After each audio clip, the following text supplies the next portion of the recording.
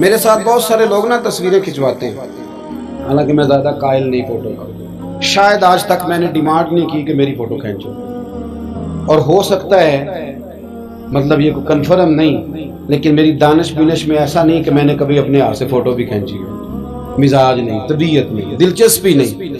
لیکن میرے گاؤں کا ایک موچی ہے، جوتے گانٹتا ہے، اس شخص نے 4 بیٹیاں بیائی ہیں جوتے گانٹ کے، اور میرے ابا جی بتایا کرتے تھے کہ جن دنوں نا دھیلا چونی جوتا گانٹنے، اب تو جوتے کوئی گنڈواتا ہی نہیں، اب تو گانٹنے کا رواج نہیں، اب تو بچے نئے ہی لیتے ہیں، تو جوتا گانٹنے کے لیے جب اس کو دیتے تھے تو چونی اگر اس کی ہوتی تھی نا تو اس کو کہتے تھے نا روپیہ تو رکھ لے، تو کہتا کیوں رکھوں جی، میری چونیاں تو میں نے چونی لے لی، اور ناراض ہو جاتا تھا۔ 4 بیٹیوں کی شادی کی ہے اس نے، پھر اللہ نے اسے عمرہ بھی کرایا، اور آج بھی وہیں بیٹھا ہے۔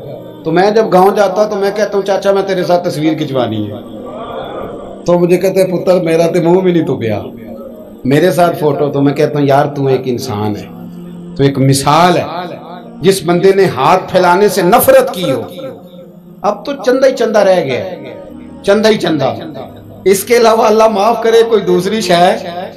میں گلاسکو میں تھا تو مجھے ایک صاحب کہنے لگے آپ نے کوئی اعلان شلان نہیں کرنا، مدرسہ نہیں ہے؟ میں نے کہا مدرسے بڑے ہیں پر اللہ کا فضل ہے، کیونکہ وہ نبی کریم کے نام کے ہیں تو ہمیں کبھی کمی کوئی نہیں آئی، کبھی نہیں کمزوری آئی، رونے کا مزاج بھی نہیں، وہ چل رہا ہے مدرسہ۔ تو میں نے کہا آپ کیا سمجھتے ہیں جو یہاں آیا ہے وہ چندے لے نہیں آیا ہے؟ کیا مزاج آپ لوگوں نے بنا لیا، اس سے نکلیں۔ وہ بھی کوئی قومیں ہوتی ہیں جو ہر وقت ہاتھ پھیلا کے رکھتی ہیں۔ قرآن مجید نے صحابہ کی تعریف کی، لا یسألون الناس الحافا، وہ لپٹ لپٹ کر سوال نہیں کرتے۔ یہ اصحاب صفا کی بات کی قرآن پاک نے، لپٹ لپٹ کر سوال، خبردار تھوڑے پہ گزارا کرنا سیکھو، عزت کی زندگی جیو گے۔ اور نوجوان بالخصوص یاد رکھیں، اگر وقار سے جینا ہے، سر اٹھا کے جینا ہے اور مطمئن زندگی گزارنی ہے تو پھر اس بات پہ راضی ہو جاؤ جو اللہ نے ہمیں عطا کیا ہے۔ پھر تیرا 5 مرلے کا مکان، اگر تو نے فراڈ کا مکان خریدا ہے نا 6 کنال کا، تو اس سے تیرا 5 مرلے کا وقار والا گھر بڑا شاندار۔ عزت کے ساتھ اگر جینا چاہتے ہو، حاتم طائی سے کسی نے کہا تھا کبھی تو نے اپنے سے بڑا سخی بھی دیکھا ہے؟ حاتم طائی کا نام ہے نا آج تک سخاوت میں، اپنے سے بڑا سخی بھی دیکھا ہے؟ اس نے کہا دیکھا ہے۔ کون سا؟ کہنے لگا میں نے ایک دفعہ اپنے سارے شہر کی دعوت پکائی تو میں چہرے پہ نقاب اوڑھ کے نکلا کہ پتہ کروں کوئی آدمی رہ تو نہیں گیا۔ تو جب میں جنگل میں گیا تو میں نے ایک بابے کو لکڑیاں کاٹتے دیکھا۔ سب لوگ اس زمانے کے جتنے پڑھے لکھے شعراء ادیب سب میں نے بلائے، بابا لکڑیاں کاٹ رہا تھا۔ توجہ ہے میری بات پر؟ کہتے میں اس کے قریب گیا، چہرے پہ نقاب تھا، میں نے کہا بابا جی آپ کو نہیں پتا آج حاتم طائی کی دعوت ہے؟ کہنے لگا بیٹے پتہ ہے۔ تو میں نے کہا جانا نہیں؟ تو کہتے بابے نے عجیب جواب دیا، کہنے لگا مجھے نا اپنے ہاتھوں کی کمائی کا چسکا لگ گیا۔ کس کا چسکا؟ ہاں آج کل چسکا یہ ہے کہ کسی کو پارٹی کیسے ڈالنی ہے، کیسے مفت کی روٹی کھانی ہے۔ کس کا چسکا لگ گیا؟ اپنے ہاتھوں کی۔ بولیے۔ میرے نا مدرسے میں ایک لائق بچہ پڑھتا ہے، مالدار گھرانے کا تھا، تو تھوڑی سی نا آپ کو پتہ ہے دوران طالب علمی ہمیں بھی بڑے بہانے آتے تھے تو یہ چیزیں یاد آتی ہیں، تو تھوڑا آگے پیچھے ہوتا تھا۔ مدرسے میں کام ہو رہا تھا تو میں اس کو کھڑکی میں لے کے کھڑا ہو گیا، میں نے کہا بیٹے ایک چیز تجھے دکھانی ہے، جب تیرے سامنے بھنا ہوا گوشت رکھا جاتا ہے تو نخرے کرتا ہے، ادھر بھی آ ایک نظارہ دیکھ۔ مزدور نہ سویرے 2 روٹیوں کے بیچ اچار رکھ کے لاتا ہے، اور جب وہ دوپہر کو کھانے لگتا ہے نا میرے بھائی تو وہ اچار اس کی روٹیوں کو بھی لگ جاتا ہے اور پونے کو بھی لگ جاتا ہے۔ لیکن جب دوپہر کا وقت ہوتا ہے تو مٹی سے لتھڑے ہوئے ہاتھ پہلے وہ جا کے ٹوٹی پہ دھوتا ہے، پھر وہ کیا کرتا ہے کہ وہ پانی کا پیالہ خود بھر کے رکھتا ہے۔ توجہ میری بات پہ رکھیں۔ پھر وہ زمین پہ بیٹھتا ہے اور جب وہ پونا کھولتا ہے نا، کبھی اسے کھاتے ہوئے دیکھو، یوں محسوس ہوتا ہے کہ دنیا کی ساری نعمتیں اس کے سامنے پڑی ہوئی ہیں، اور ٹیبل پر بیٹھ کر 22,000 کی روٹی کھانے والے اتنا شکر ادا نہیں کرتے جتنا وہ بندہ شکریہ ادا کرتا ہے۔ یا اللہ تیرا شکر ہے، یا اللہ تیرا शुक्र है। और उनको लफ्ज नहीं सीधे पढ़ने आते, वैसे भी लफ्ज तासीर से बनते हैं, तलफ्फुज से नहीं। अहले दिल आज भी हैं अहले जुबान से आगे। सही तलफ्फुज नहीं अदा करना आता, लेकिन जब वो हाथ बांध के कहते हैं ना या अल्लाह तेरा शुक्र है, तो यूं महसूस होता है कि रोटी तो इस बंदे ने खाई है। खाना तो, वरना शादी के मौके पर इतना खाया नहीं जाता जितना तबाह किया जाता है, क्योंकि मुफ्त का होता है ना, मुफ्त का। तो याद रखें, मेहनत की कमाई एक हुस्न है, एक वकार है। वो जो बंदा 50 लाख रुपया महीने का या साल का कमाता है, वो तो देखता भी नहीं बेचारा पैसों को। वो बैंक में आए और बैंक से ही सारी जिंदगी अपनी दौलत देख सकता, लेकिन जो 600 रुपया दिहाड़ी लेता है ना, उसको जब शाम को मिलती है तो 3 दफा हाथ साफ करता है और 3 दफा बिस्मिल्लाह शरीफ पढ़ता है, और फिर वो जेब में डालता है। फिर वो हिसाब करता है कि 50 कहाँ लगाने हैं, 60 कहाँ। तो खुददारी से जियो, बावकार रहोगे, बाइज्जत रहोगे।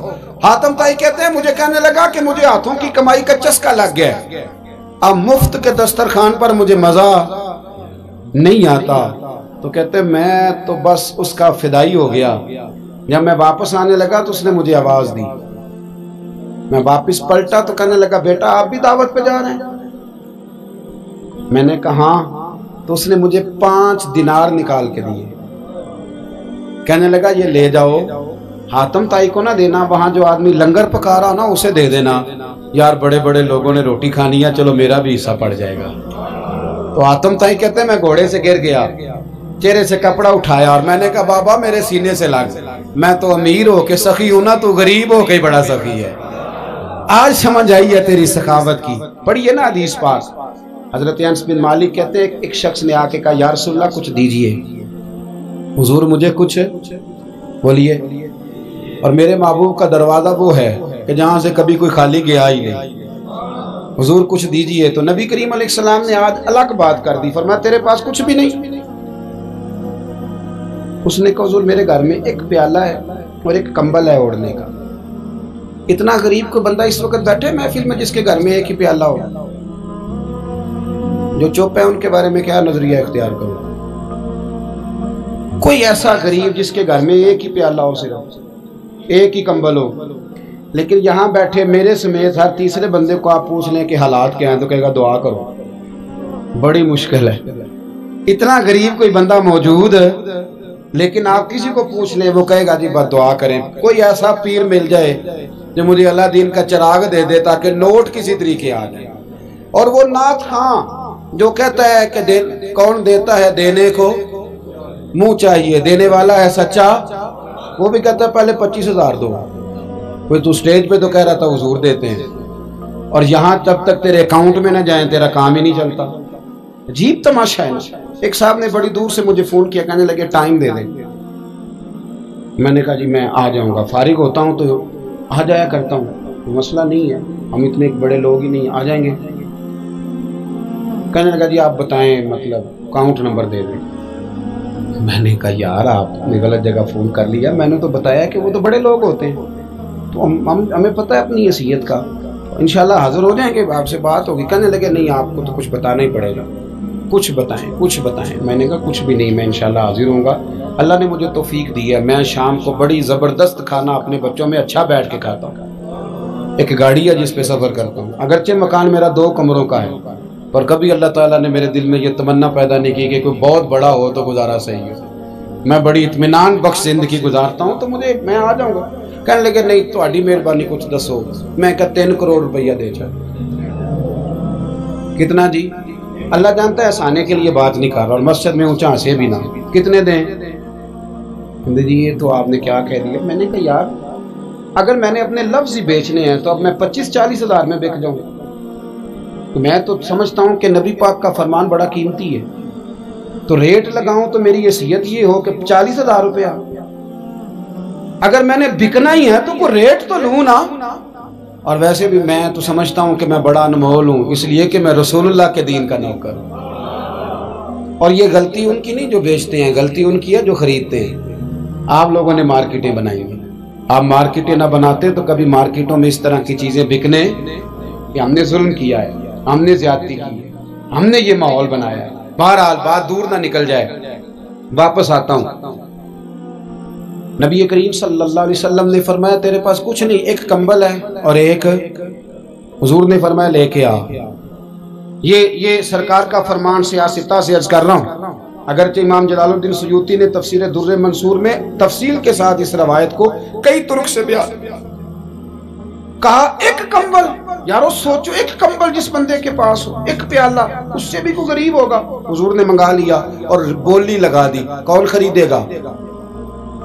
ایک شخص نے کہا 1 دینار، ایک نے کہا 2، حضور نے 2 دینار میں بیچ دیا۔ وہ بولا نہیں کہ حضور 2 ہی تو چیزیں تھی، وہ بھی بیچ دی آپ نے۔ اللہ کے رسول نے فرمایا 1 دینار کا کھانا لے جا اور 1 دینار کا کلاڑا خرید کے لا۔ وہ لائے۔ حضرت انس کہتے ہیں بندہ بڑے نصیبوں والا تھا، وہ جب کلاڑا خرید کے لایا تو اس میں دستہ میرے نبی نے دستے مبارک سے لگایا، حضور نے دستہ لگایا اور فرمایا یہ لے جنگل میں جا۔ مسلمانوں، یہ میرے رسول اللہ کی تعلیم ہے، نوجوانوں غور کرو، اگر معاشرے کو سنوارنا ہے تو اس چیز پر محنت کرو۔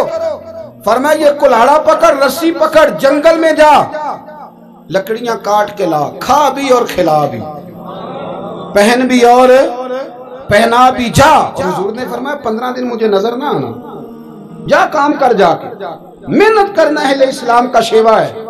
آج پوری دنیا میں ہمارا کشکول مشہور ہے، دھوکہ معروف ہے۔ لوگ کہتے ہیں کہ انہوں نے ایسے ایسے، ہم نے طریقے غیروں سے پیسے نکالنے کے اختیار کیے، ایسے ایسے طریقے کہ کبھی سنے تو شرم سے سر جھک جاتا ہے۔ یہ معیار ہوتا ہے اعلیٰ قوموں کا کہ وہ چندوں پہ زندگی گزاریں، وہ مانگ کر کے کھائیں، یہ معیار ہوتا ہے۔ کسی کونے پہ بریک لگتی ہے تو آپ دیکھیں مانگنے والے کتنے زور و شور سے آتے ہیں، خدا را محنت کی عادت۔ وہ سیابی چلے گئے، 15 دن کے بعد آئے، یہ لفظ امام سیوطی نے لکھے ہیں۔ 15 دنوں کے بعد آئے تو حضور نے فرمایا تیرا حال کیا ہے؟ حضرت انس کہتے ہیں مجھے بھی تجسس تھا کہ پتہ تو چلے، تو وہ مسکرائے، عرض کرنے لگے یا رسول اللہ پہلے 1 پیالہ تھا، اب سارے گھر کے برتن بن گئے۔ یا رسول اللہ برکت آپ کی ہے، پہلے 1 کمبل تھا، اب سارے گھر کے بستر بن گئے۔ اور امام سیوطی کہتے ہیں انہوں نے جیب میں ہاتھ ڈالا تو 10 دینار نکالے، عرض کی حضور رکھ لے، میں اصحاب صفا کے لنگر میں حصہ ڈالنے آیا ہوں، یہ قبول کر لے مجھ سے۔ مہربانی فرمائیں، مہربانی، خودداری سے جئیں اور تھوڑے پہ گزارا کریں۔